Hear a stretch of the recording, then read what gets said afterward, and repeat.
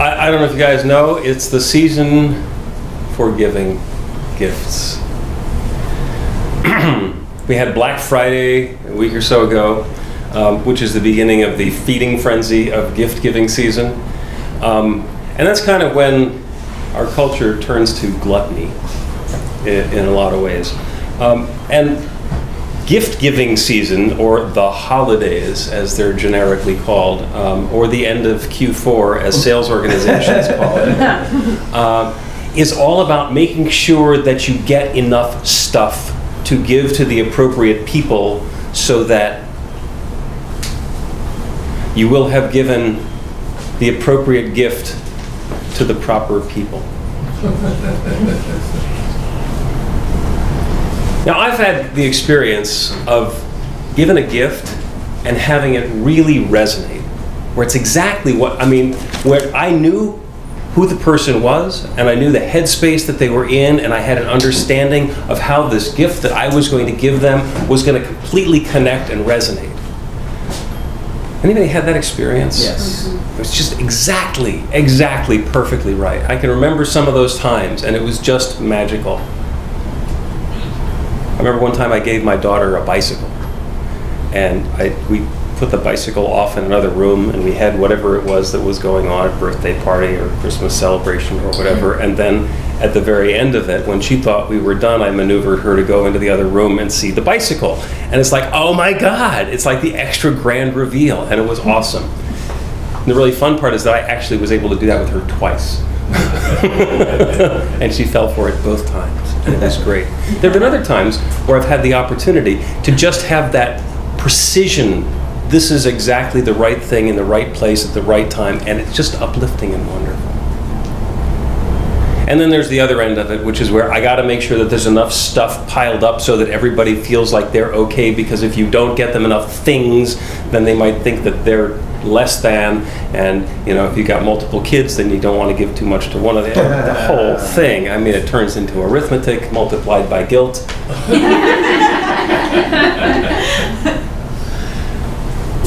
And it's kind of like going, bear with me, to the Brazilian steakhouse. Anybody been to a Brazilian steakhouse? Yes. You sit there, you have a little thing, and they'll bring over meat, swords, sabers filled with beef and filet and sausage and pork and Lord knows what. And as long as you have the little card turned over, they'll keep bringing this stuff over. And a lot of us have the thinking that if I'm going to an all-you-can-eat dinner, I need to eat a lot. Mm-hmm. Because it's expensive. There's actually a disconnect. Because once you've gotten to the point where I am sitting at the table, the money's already taken care of. So whether you have everything you can possibly stuff in your face, or a little piece of steak, or some chicken, it doesn't make any difference. Those are two separate events, but we tend to put them together. It's all you can eat. Let's see how much I can eat. And when I go to those things, I tend to wind up feeling bad because I've overdone it. Well, we can do the same thing in gift-giving season. So there's an invitation. In the season for giving gifts, maybe there's an opportunity for you to recalibrate and change it from what do you need to give so that you're going to be okay as a giver, to what is it that's going to fill this situation so that the giving and the receiving are in that balance and harmony that we're looking for. Just a possibility. And don't worry about what Christmas morning looks like if there's not that incredible huge spread of all the wrapping paper in front of everybody. Because when the connections happen, that's where the magic is. So you might be wondering what this is. Nicely wrapped, festive holiday gift. Actually, this is my stuff. These are gifts that have been given to me over the years. Things that people have offered up that I've taken. And I carry them around with me.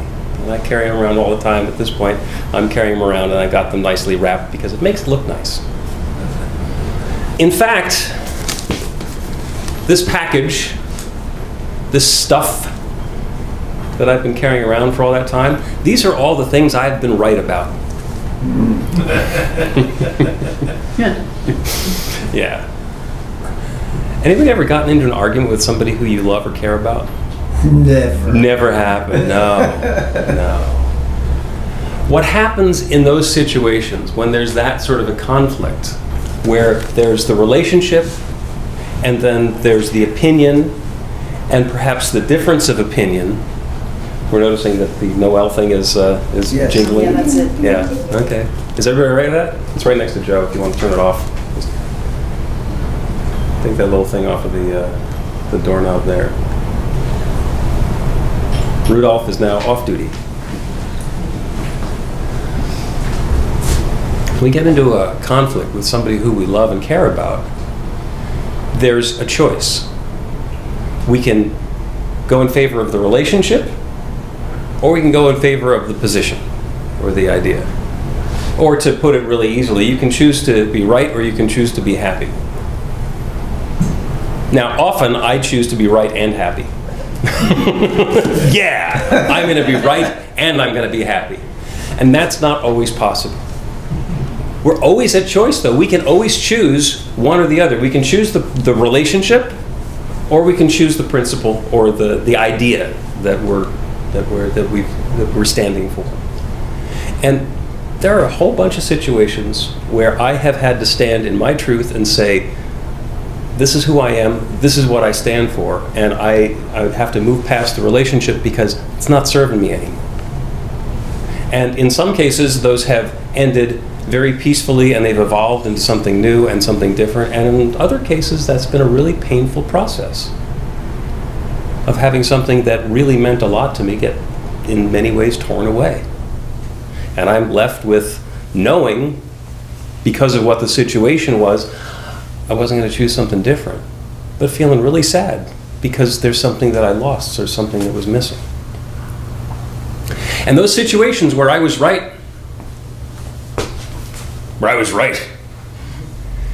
they cost something.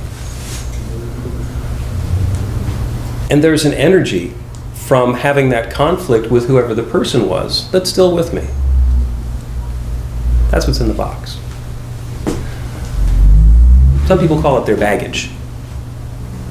And this is my stuff. This is a lot of stuff that I've been carrying around. Some of it for years, some of it for decades. This is my blood, sweat, and tears. Can you imagine what a box full of blood, sweat, and tears smells like after 25 years? Yeah. So why am I carrying it around? Because it's mine, damn it! It's mine! I've earned this. These are the things that I'm right about. I have to carry it around. I'm standing in front of you. I can't move my arms around, and this one's getting tired because I'm carrying it. But I'm going to keep up with this because this is mine. It gets awkward when I'm trying to do other things and I'm carrying this around with me. But I'm going to anyway because this is mine. And letting go of it, I might lose the fact that I was right. At which point I would have lost the relationship, and I would also risk losing that I was right. Am I willing to let go of that? Obviously not. Letting this ferment a little more, and a little more, see if it's going to get better over time. And the question that brings up is not what was the situation, or what actually happened, or who was the relationship with, or what it was that I was looking for then. The question becomes, who am I? What am I bringing into the situation? How am I going to be involved in some scenario like this and still be okay? Who am I going to be? There's a story of a young woman who'd been married for a few years, and she was having some arguments with her husband. And so she goes over to her mom's house and she starts complaining. And she's complaining, and she's complaining and complaining. And her mom takes 3 pots of water and she puts them on the stove. And the girl continues to tell the stories and the lament and all the rest of it. She's doing the codependent salute, just like this.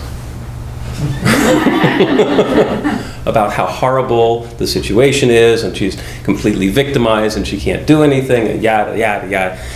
And her mother takes 3 eggs, and she puts them in one of the pots of boiling water. And she takes a handful of carrots, and she puts it in another one. She takes some coffee, and she puts it in the third.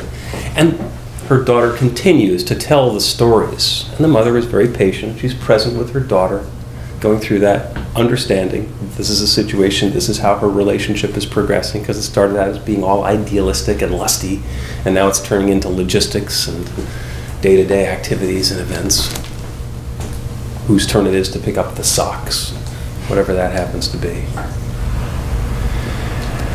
And the young woman is continuing to talk, and her mother goes to the stove, and she takes the 3 pots, and she puts the carrots into a bowl, and she puts the eggs into a plate, and she puts the coffee into a cup. And the girl says, "Is this lunch?" And her mom says, "No, this is an example of what's going on." The daughter says, "Oh, you mean like a metaphor?" Mom says, "Exactly." So we had these 3 different things that are put into the same challenging circumstance, into boiling water. And something happened with each of them. With the carrots, that boiling water, that harsh environment, turned them into mush. They softened up and they lost all of their pliability. And it's just a mushy plate of carrots now. The girl says, "Yeah, that's true." She says, the eggs, on the other hand, they were presented with exactly the same challenging circumstance, being immersed in boiling water, and they turned hard. They turned hard. Underneath their shell, they're hard all the way through now. They used to be soft and liquid on the inside, and now they're hard. Put the coffee into that same environment, you put the coffee grounds into that same boiling water, they change the water. So the question is not how do we avoid that situation. It's not, am I going to turn myself to mush? Am I going to turn myself hard? It's, who am I in this situation? What am I going to do to change this challenging situation into a gift? How am I going to let go of my attachment that the carrots need to be the way the carrots were, or that the eggs need to be the way the eggs were, and be okay, understanding, yes, I might not like this situation, but I am bringing the best of myself to it. Who am I now? Who am I here? What is the gift in this situation? What is mine to accept? And more importantly, what is mine to let go of? Because you know what? Even if it's brightly wrapped, and it's wonderful and festive looking, if it's something that you've been carrying for a long time, if it's something that you're wearing as a badge of honor, something that's a brand, that's the mark, that's who you are. At some point, it doesn't matter anymore. We all have something that happened to us. The job went away. He left. The car got stolen. Somebody died. There are things that happen to all of us along the way. And they change us. And they make that transformation in our awareness, our understanding of who we are. And what we get to do through that is understand those are the challenges. That's my boiling water. And then we get to choose, who am I in this situation? What am I bringing to this? What am I going to take away from this? Am I going to let everything go? Am I going to live in the past?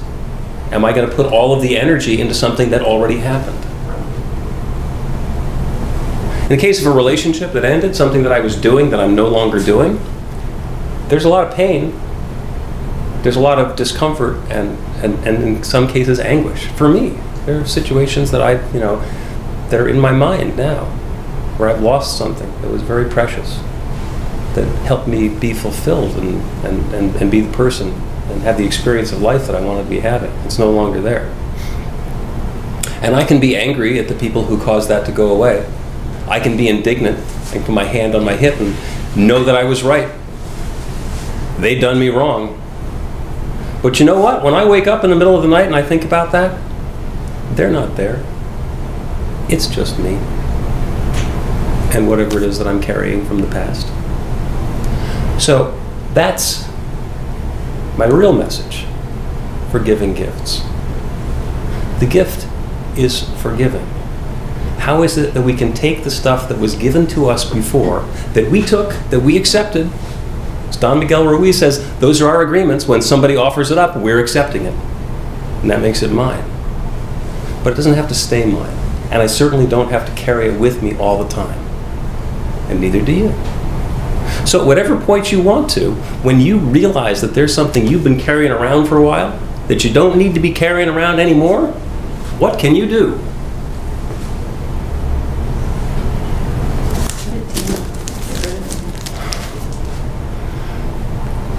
You might be able to put it down. Maybe not. Maybe you can set it aside just for a moment. Maybe you can understand that whoever you are now, with it, you'd be the same person without it, and free to expand into something even greater and more wonderful. And that's the gift for you for this season. And I wish you the best for it.